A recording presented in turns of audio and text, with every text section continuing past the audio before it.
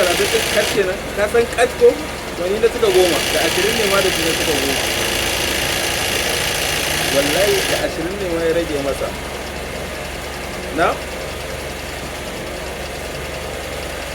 Na mai bayanin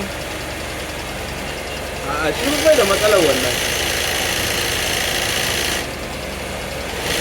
Ba ɗan kirki rage ba?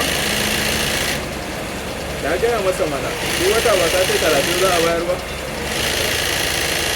Din na gaya masa ba ka da matsalar wannan kuwa. Dan ba wanda ma za a zauna ana jiragin ba ne, kawai dai abin da ya zo masa da biki da aikin gida.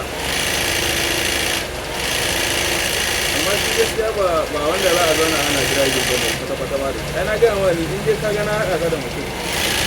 In na tabbatar abin ba matsala.